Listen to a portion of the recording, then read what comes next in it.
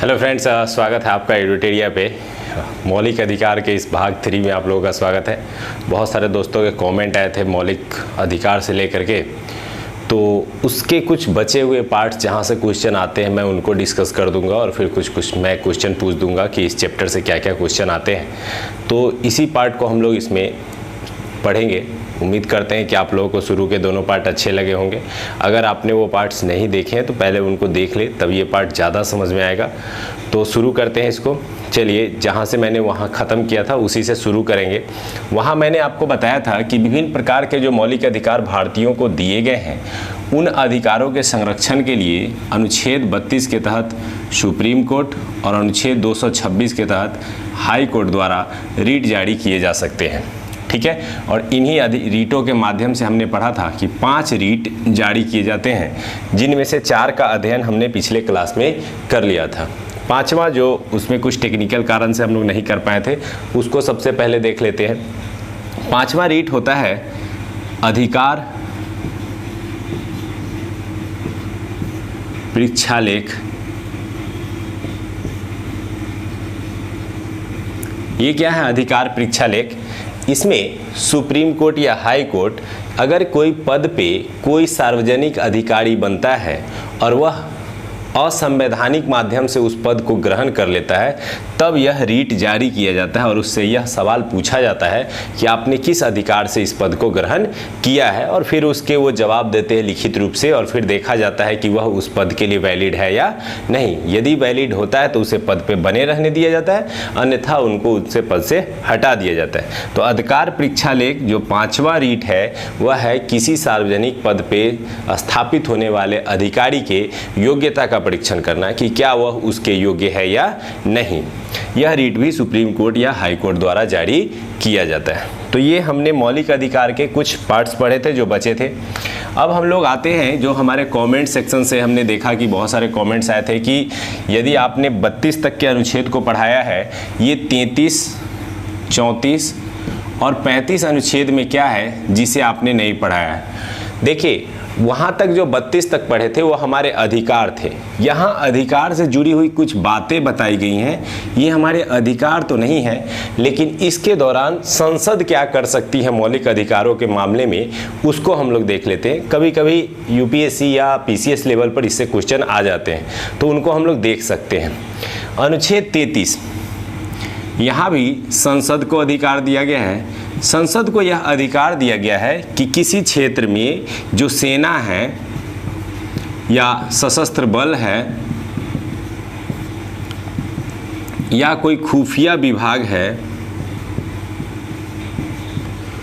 तो उसके सैनिकों और कर्मचारियों के लिए कुछ ऐसे रूल्स बनाए जाते हैं जहां पर उनके मौलिक अधिकार को कुछ सीमित किया जाता है।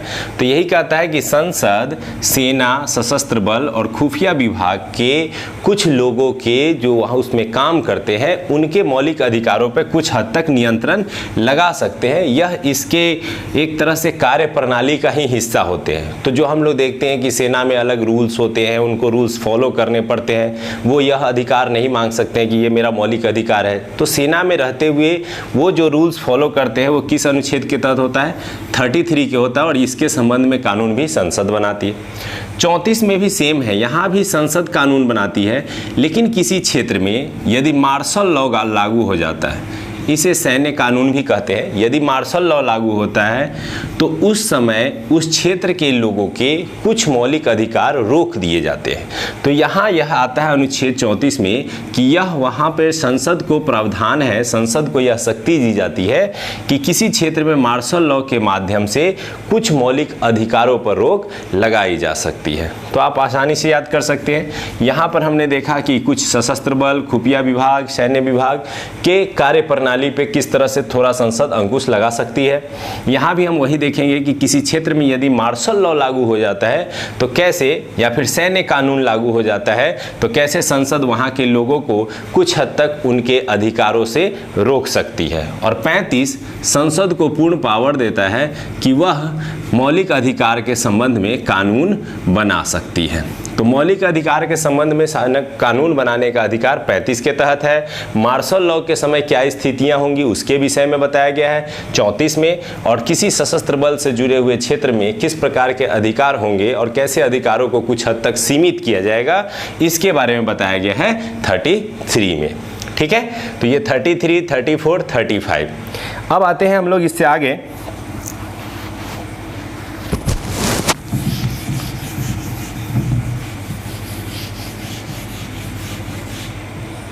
इससे आगे में हम लोग कुछ पॉइंट्स पढ़ेंगे जो क्वेश्चन आते हैं। जैसे आप लोग जानते होंगे अनुच्छेद 352, याद रखेंगे दोस्तों, ये आगे भी आएगा, पढ़ने को मिलेगा। अनुच्छेद 352 के तहत राष्ट्रीय आपात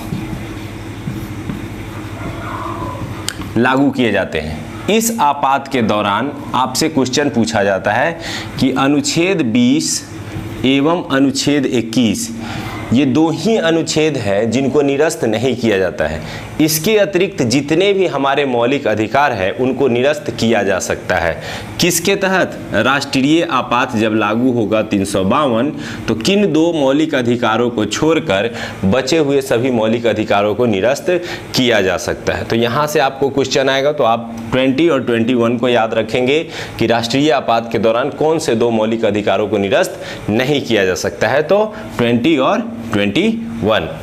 इसके अलावा इस मौलिक अधिकार चैप्टर से एक दो क्वेश्चन और बनते हैं। जैसे हम लोग पढ़ते हैं कि यह मौलिक अधिकार भारतीय नागरिक को मिला हुआ है, परंतु इसमें से कुछ ऐसे भी मौलिक अधिकार हैं जो विदेशी नागरिकों को भी प्राप्त है।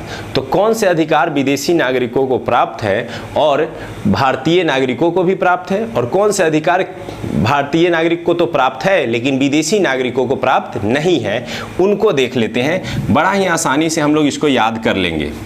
चलिए पहले देखते हैं। केवल भारतीय नागरिकों को प्राप्त, केवल भारतीय नागरिकों को प्राप्त, इसका तात्पर्य हुआ विदेशियों को प्राप्त नहीं। अर्थात ये जो मौलिक अधिकार हम बताएंगे अभी आपको, ये विदेशियों को प्राप्त नहीं है। बहुत ही आसानी से याद हो जाएगा। 15, 16, 19, 29 और 30, ये दोनों को हम लोग कोड करेंगे। ये 15-16 हम लोगों ने पढ़ा था स्पेशली समता के अधिकार में, 19 को हम लोगों ने पढ़ा था स्वतंत्रता के अधिकार में, और 29 और 30 को पढ़ा था हम लोगों ने अल्पसंख्यकों के लिए जो विशेष सांस्कृतिक एवं शिक्षा संबंधी अधिकार थे उस मामले में। तो इसको आसान याद करना बहुत ही आसान है कि 15 एवं 16 वे अधिकार हैं जो समता के तहत आते हैं, 19 जो स्वतंत्रता के तहत आते हैं, और 29-30 जो विशेष रूप से अल्पसंख्यकों के लिए आते हैं। ये 5 वैसे मौलिक अधिकार हैं जो केवल भारतीयों को प्राप्त है, इसमें विदेशियों को कोई अधिकार नहीं दिया गया है। तो आसानी से याद हो गया होगा। ये दो को एक साथ कोड करेंगे, 15, 16, उसके बाद अलग से 19 और उसके बाद अलग से 29 और 30। तो फिर कुछ ऐसे अधिकार हैं जो भारतीयों को भी प्राप्त है और विदेशियों को भी प्राप्त है। अब आ जाते हैं दूसरे में, जो भारतीय नागरिकों को प्राप्त भी है और विदेशियों को भी प्राप्त है। वैसे कुछ अनुच्छेद को हम लोग देख लेते हैं। अब इसको हटा देंगे यहाँ से, जैसे ही इसको साइड करेंगे तो हमें कुछ अनुच्छेद बचे हुए दिखेंगे। यहाँ से हम लोग 14 लेंगे और 14 लेंगे, 20 लेंगे, 21 लेंगे, 21A लेंगे, 23 से 24 लेंगे और 25 से लेकर के 28। अब देखिए आसानी से इसको याद कर लेंगे हम लोग। ये 14 हमने पढ़ा था समता के अधिकार के तहत, तो यहाँ से सिर्फ 1 लेना है। इस तीनों को हमने पढ़ा था स्वतंत्रता के अधिकार के तहत, तो यहाँ से 3 लेना है। इस लोग को हम लोग पढ़ा था 23 और 24 को शोषण के विरुद्ध अधिकार के अंतर्गत, तो यहाँ से ये 2 लेना है। और ये जो हम लोगों ने पढ़ा था धार्मिक स्वतंत्रता का अधिकार 25 से लेकर के 28 तक, तो ये लेना है। तो ये वैसे अधिकार हो गए जो भारतीयों को भी प्राप्त है और विदेशियों को भी प्राप्त है, और ये वैसे अधिकार हो गए जो केवल भारतीयों को प्राप्त है, विदेशियों को प्राप्त नहीं है। तो यहाँ से भी कुछ ऑब्जेक्टिव्स आपके उठाए जा सकते हैं। तो ये ओवरऑल जो बचा हुआ पार्ट था, यहाँ से भी कुछ क्वेश्चन आ जाते हैं, इसलिए मैंने सोचा कि इसके भी वीडियोज़ आपको अवेलेबल मैं करा दूँ। अब आते हैं इस चैप्टर को ओवरऑल पढ़ने के बाद मैं कुछ क्वेश्चन बताऊंगा, आप लोग उसको बनाने का प्रैक्टिस करेंगे। चलिए उस क्वेश्चन की ओर बढ़ते हैं। उम्मीद करते हैं यहाँ तक आपको समझ में आ गया होगा और इस पॉइंट के तहत हमने जो ऑब्जेक्टिव्स बताए वो आपको पकड़ लिए होंगे।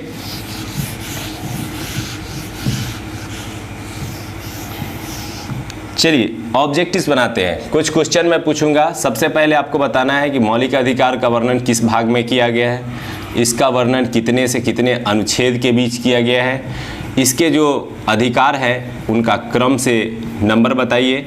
अधिकार का क्रम बताने का मतलब है कि यहाँ मैं आपसे ये पूछ रहा हूँ कि कितने अधिकार अभी हैं। जैसे हमने बताया था आपको कि प्रारंभ में 7 थे लेकिन अभी 6 है, तो 6 का क्रम बताना है आपको। 1 2 3 4 5 6 7 6 तक ये क्रम बताना है कि किस क्रम में ये ये अधिकार जो है आएंगे। उसके बाद आपसे क्वेश्चन मैं पूछूंगा कि किस संशोधन द्वारा संपत्ति के अधिकार को हटा दिया गया था। तो आपको यहाँ पे याद रखना है किस संशोधन द्वारा संपत्ति के अधिकार को हटाया गया था। क्वेश्चन आप सुन भी सकते हैं, नोट भी कर सकते हैं। किस भाग में वर्णन है, कितने अनुच्छेद में वर्णन है, कितने प्रकार के अधिकार हैं, क्रम से बताइए। 1 2 3 4 5 एंड 6। संपत्ति के अधिकार को कब हटाया गया और किस संशोधन द्वारा हटाया गया। ठीक है, समता के अधिकार या समानता के अधिकार में अनुच्छेद 14, अनुच्छेद 16 और अनुच्छेद 18 में क्या दिया गया है, इसको बताना है। इसके अलावा अगला क्वेश्चन आपसे है अस्पृश्यता का अंत का वर्णन कितने अनुच्छेद में किया गया है, ये आपको बताना है। क्रम से क्वेश्चन नोट करेंगे। पहला, दूसरा, तीसरा, चौथा, पांचवा, छठा। 7 नंबर में आएंगे कि अनुच्छेद 352 लागू होने पे कौन से अनुच्छेद निरस्त नहीं होते हैं, वो आपको बताना है। कौन से अनुच्छेद समाप्त नहीं होते हैं। 8वां,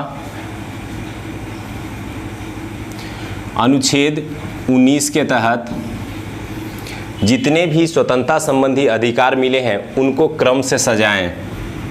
मैंने आपको बताया था कैसे एक स्टूडेंट जो है वो पूरे भारत घूमता है, तो उसको क्रम से आपको सजाना है कि पहले क्या होगा फिर उसके बाद क्या होगा। 9th नंबर पे आपको बताना है कि 14 वर्ष से कम उम्र के बच्चों के शोषण संबंधी मामले किस अनुच्छेद में, पार्टिकुलर अनुच्छेद में दिए गए हैं। 10th नंबर क्वेश्चन में आपको बताना है कि अल्पसंख्यकों के हितों के संरक्षण की बात कितने अनुच्छेद में की गई है।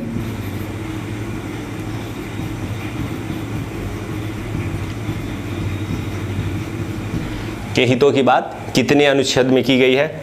और 11 में बताना है कि अनुच्छेद 32 को भारतीय संविधान की आत्मा किसने कहा है।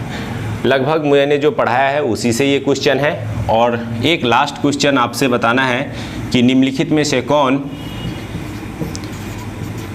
विदेशियों को प्राप्त नहीं है, प्राप्त नहीं है। ऑप्शन में दे देता हूँ 14, 16, 18, 20। यहाँ से ये 12 क्वेश्चन है। इस 12 क्वेश्चन के ऑप्शन आप एक साथ लिख करके कमेंट बॉक्स में डाल सकते हैं। उम्मीद करते हैं कि अगर आपने ये तीनों वीडियो देखे होंगे तो आसानी से इसके आंसर आप बता पाएंगे। चलिए अगले वीडियो में हम इससे आगे बढ़ेंगे, कुछ इससे भी ज़्यादा जानकारियाँ हम देने का प्रयास करेंगे और कोशिश यही कर रहे हैं कि जल्द से जल्द वीडियो को और भी तेज़ी से कंटिन्यू किया जा सके। उम्मीद करते हैं कि ये सीरीज़ आपको पसंद आ रहा होगा, पढ़ने में मज़ा आ रहा होगा। तो इसी उम्मीद के साथ आप लोगों से विदा लेते हैं। धन्यवाद एडुटेरिया देखने के लिए।